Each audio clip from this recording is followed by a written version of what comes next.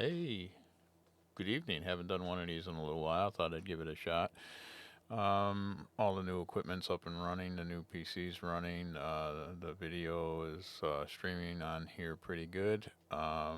Anyway, so it's been an interesting couple of weeks in the world of the political arena. We've had a lot of things happening.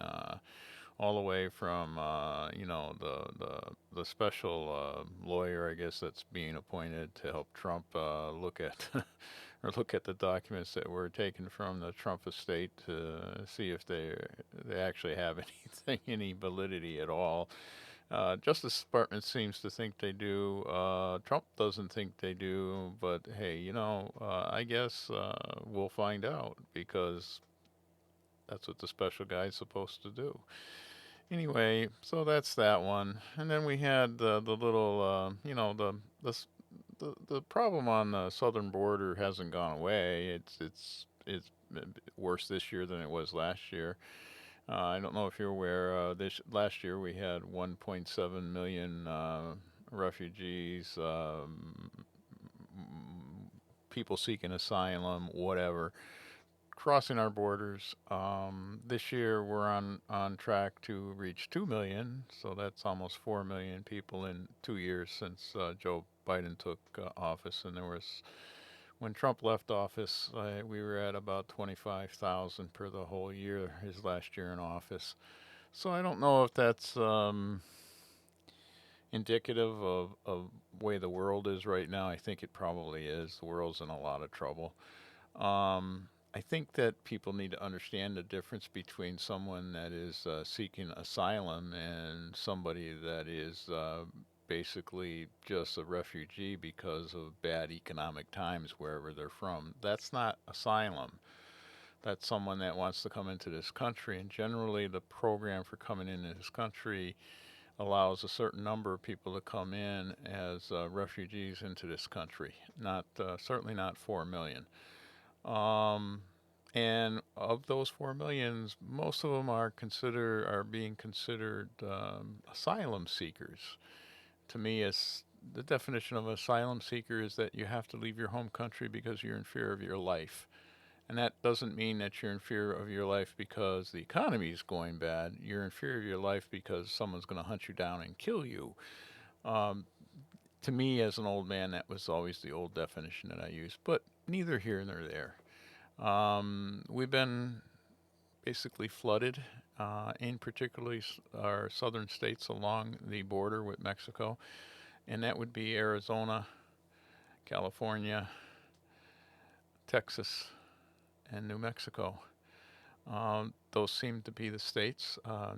New Mexico and Texas are the hardest hit states, not so much California. Um, they come in. The new rules are is that as soon as they come in, of course they've all been educated south of the border to say I'm seeking political asylum. We cannot turn away someone seeking political asylum. Now, the definition of political asylum, that's kind of a wishy-washy thing, it seems nowadays. But once upon a time, if you were seeking asylum, either political or basically because of you fear for your life, you had to seek asylum in the first country, safe country that you entered.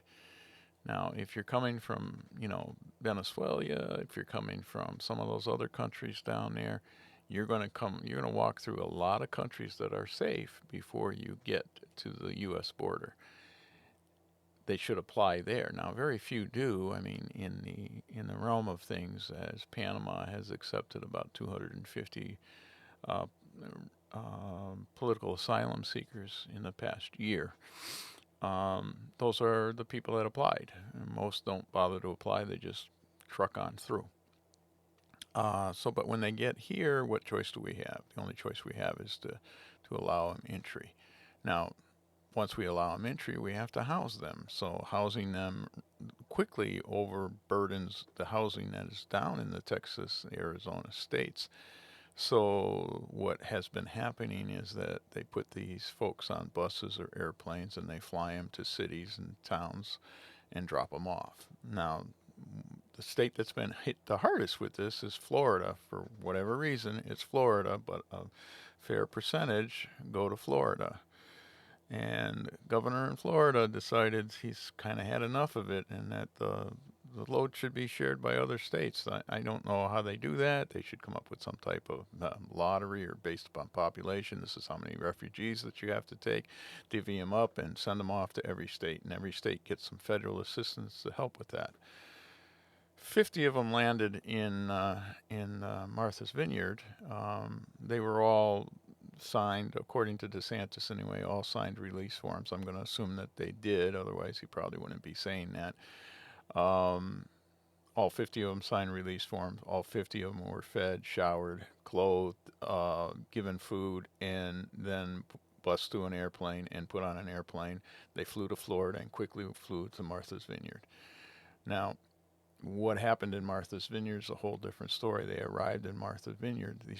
They had a list of all the agencies they could go to in Martha's Vineyard to seek help. Now, Martha's Vineyard, most every town, in fact, every town in Martha's Vineyard is a sanctuary town.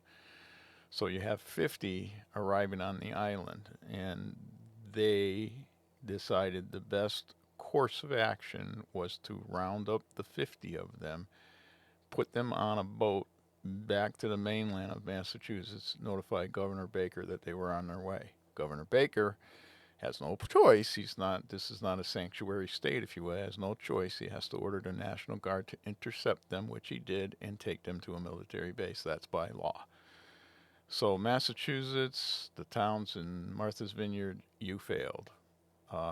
When you could have very easily have housed these people at least for a few days to figure out what you could do with them. You did have enough time to put a GoFundMe page up, which garnered $40,000 overnight in various donations from around the country. Pretty good money just for overnight. So the cost of housing these folks probably would not have cost any local governments anything. They probably could have got enough from the GoFundMe for a while. But instead of using the money for the refugees, because they were all gone by the time the money all came in, because they only lasted about 30 hours on the island, all of the money rolled in. And so with this $40,000, they decided, well, let's not send it to help with the refugees. Let's put it into our rainy day fund. So it went into the town's rainy day fund. Appropriate use for money that was donated for refugees? Don't think so. But hey, what are you going to do? Anyway, so now the refugees sit in a Massachusetts, basically military base. They probably can go outside of the residence, but they can't go much further because the base is guarded, and it's a fenced in, and they're basically under lock and key until Massachusetts figures out what they're going to do with them. And I suspect that the 50 refugees will be parceled up and sent to various towns in Massachusetts, in which case they will certainly have a better life than anything they could have got in Texas. But the way that they had to get this better life, when they landed in Martha's Vineyard, that should have been a done deal right from the get-go. None of this, let's go to a military, basically jail, and put them in there for a little while and see what happens. They can't be released into the public quite yet because, according to the law, they have to sit in some type of military compound until their hearings come up, unless that compound is overflowing. So we'll see where this goes. Anyway, so I thought all of this was kind of interesting in that I hear from the liberal side, lock DeSantis up, lock DeSantis up. You see, on the liberal side, they like to do the lockup thing. They want to lock Trump up. They want to lock up all Trump's children. They want to lock up Trump's grandkids. They want to lock up anything related to Trump. They want to lock up. They want to lock up DeSantis. They probably want to lock up DeSantis' wife at this point, and then all of his kids too, because it's how they do. It's kind of interesting in the way that they approach the philosophies of life. In that, if I don't like your politics, I'm going to hound you until I find something. And then I'm going to find something. And then when I finally find something, I'm going to lock you up because I know, I don't like you. And so I don't like you and I'm going to lock you up because I don't like you. Anyway, that's what it seems to me. I don't know what it seems to you. Anyway, so some ramblings for today on a rainy day. Yes, up here in New England, we had a lot of rain today. We went on for 8, 9 hours today of rain. Got a lot of it. We really need it because I'm thinking we got probably a summer's worth of rain in the past 3 or 4 days. Kind of really need it up here. We're pretty dry like the rest of the country. You know, water is getting to be a big issue around the world, in particular in some of the really high population areas where water is now becoming a problem.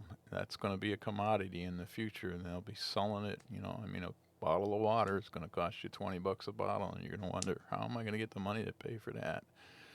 Anyway, it reminds me, one other comment on the border thing. We are seeing some people coming from Turkey in across the border, and I said to myself, well, why are we seeing people from Turkey coming across the southern border? I mean, Turkey's not anywhere near Mexico.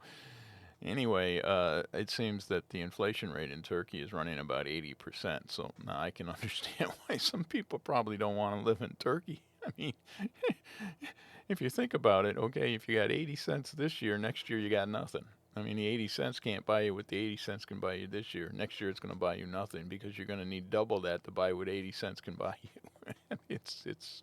It's insane. The world has gone to hell in a handbasket all because we had a lockdown, a worldwide lockdown due to a pandemic.